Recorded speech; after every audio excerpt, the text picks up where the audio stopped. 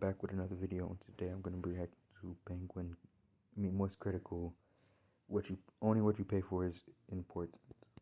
It's an extremely important tool when it comes to storytelling, and it's also an extremely important part of getting older. As you age, you're going to go through a metamorphosis, both physically and likely mentally as well. So, today I'm going to talk about my recent character growth. You see, my friends, I have grown, not in height, but in wisdom. We know, Moise. We know. In experience, and I look back at the Charlie of old with disappointment that I could ever be so naive and short-sighted. 5-6 years ago, maybe, I was a very outspoken advocate of digital downloads. I used to preach the gospel that physical media is a fossil, it's archaic, and we need to wash our hands of it and get into the digital age. Ones and zeros are the future. Tangibility is cringe. How wrong I was. Those words are like venom leaving my lips now. In recent years, I sing a much different tune. I now believe physical media is more important than ever, because we have seen time and time again the evils of not actually owning what you pay for. The reason I'm talking about this is because Ubisoft just went full mask off saying gamers need to get comfortable not... I don't even know what Ubisoft is, and I play games. This is not good. Not owning their games. Fundamentally, that's kind of the point they were boiling down. Basically, he was saying that for subscriptions to truly take off, gamers need to be more comfortable not really owning their products.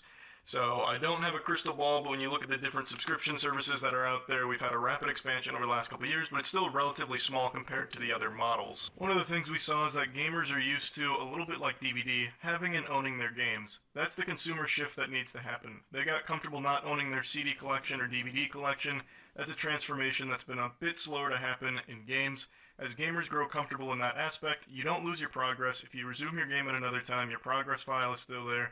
That's not been deleted. You don't lose what you've built in the game or your engagement with the game. So it's about feeling comfortable with not owning your game. Obviously, this statement didn't land super well, just a full-blown faceplant, especially because it's coming from Ubisoft, which is a company that has a worse reputation than asbestos.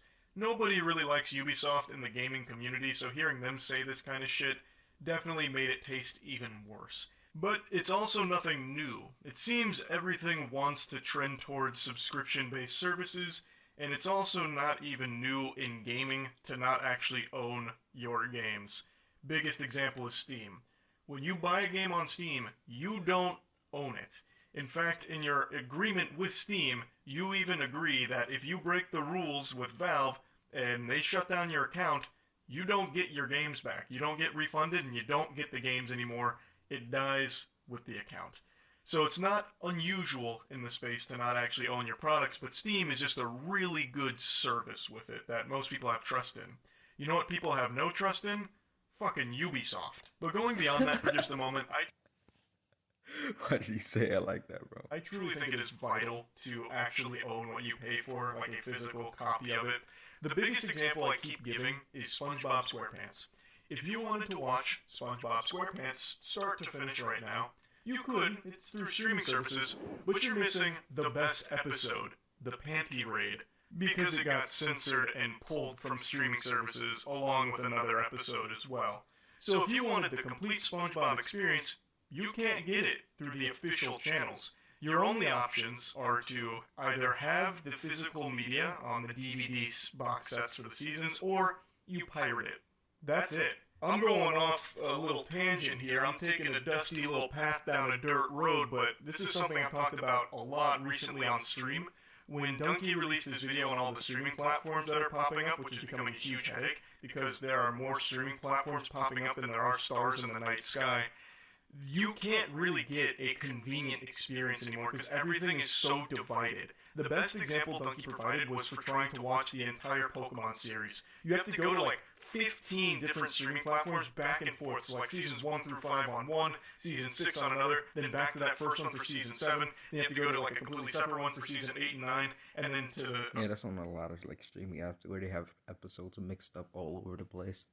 a fifth one for season 10. Like, it's just all over the place, broken up like fucking Dragon Balls across the internet. It's becoming extremely expensive, extremely hard to keep track of what you can watch where. You have to be like Charles Xavier and Cerebro with all these different streaming services pop up just to connect the dots on watching a complete series or a complete series of movies, because they're all over the place with different deals, leading to them being scattered like Horcruxes. It's a fucking nuisance. And it's significantly more expensive than if you had just bought the physical media. You could save so many doubloons if you just purchased the complete series of it physically and own it, actually own it. And in that situation, you don't lose access to it unless you misplace it or throw it in the trash or a burglar breaks in and steals it. They have to pry it from your cold dead hands to get your fucking complete Pokemon DVD set. But through streaming services, you are inevitably going to lose it because things come and go from streaming platforms every fucking day. So eventually, what you paid access for to get is going somewhere else, and you're probably going to have to buy a subscription to another service to continue to have access to it. It super sucks. And, if anyone's got their thinking caps on here, all roads lead to piracy here. I'm not advocating for piracy, mind you. I'm just saying it's a natural byproduct by offering such a dog shit service.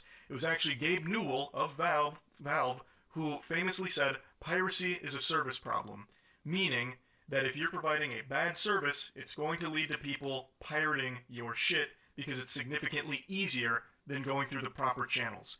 And that's the point we've reached. If you're trying to legally purchase things or go through the official means of getting what you want, it's a headache and it's hard. If you just pirate it, not only is it easier, but you also get the complete package, and it's not going anywhere if they decide to take it to a different streaming platform, or in the case of gaming, if they decide to like take the game down or shut it off or something like that. You own it. That's another huge benefit. And you... Yeah, with this video, Moist has made a lot more pirates, let's just say. And you get the complete experience, like with SpongeBob, where you get the episodes that are currently censored.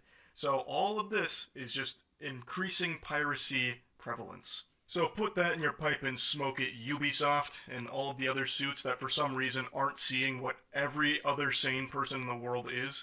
It's just baffling, because it doesn't take a genius to see this. Everyone sees how frustrating it is. And for Ubisoft to say, like, hey, you know what, it's time you get more comfortable not owning your games, it's really out of touch. Especially, again, from Ubisoft. Keep in mind... Just like they were, like, trying to piss people off as they were reading it. And they offer Uplay, which is probably the biggest joke the gaming community has ever been subjected to. And the only ones laughing at that comedy is Ubisoft, how they got away with releasing something so trash. It's baffling how bad Uplay is, but that's a whole different can of worms. Point is, right now I think it is more important than ever to actually own what you pay for. I've just had a complete perspective shift on this topic over the last couple of years because we keep seeing how detrimental it is when you don't actually own the product here, in gaming in particular.